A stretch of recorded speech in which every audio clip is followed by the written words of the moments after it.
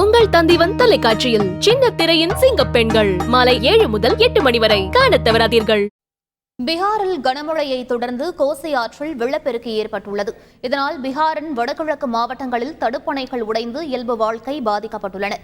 சுபால் பகுதியில் பல இடங்களில் வெள்ளம் சூழ்ந்துள்ளது. இதேபோல் முசாஃபர்பூர் பகுதியில் ஏற்பட்ட வெள்ளப்பெருக்கு காரணமாக காத்ராவில் உள்ள மின் நிலையத்திற்கு தண்ணீர் புகுந்தது.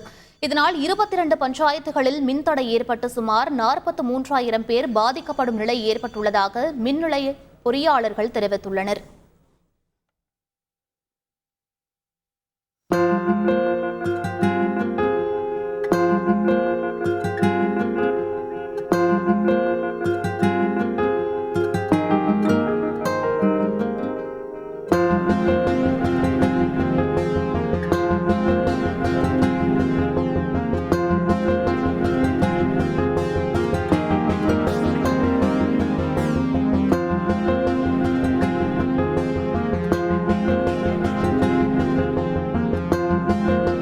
உங்கள் தந்திவன் தொலைக்காட்சியில் சின்ன திரையின் சிங்கப் பெண்கள் மாலை 7 முதல் 8 மணி வரை காணத் தவறாதீர்கள்.